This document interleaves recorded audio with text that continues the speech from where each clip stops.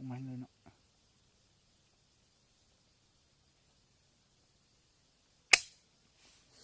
อ้าวลูกนี่บริเรื่องลูกอัดนี่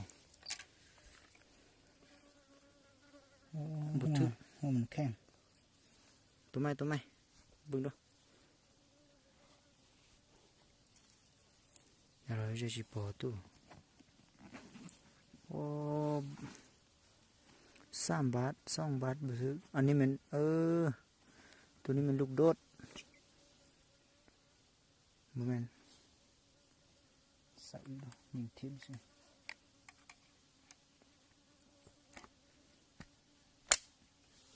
โอเคงับมัน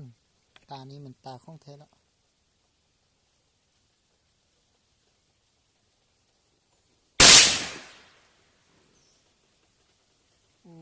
เตะกูลูกกองจุดจ่อโอเคดับดิปอกมันจะออกมาแบบนี้เลยใครสนใจทำได้ครับราคาเป็นกันเองมุนเลยกบไม้นะต่อยสองวันนี้เด้อบนทึงกิ๊กเขี้ยวนี้ประมาณ25 เมตรเลย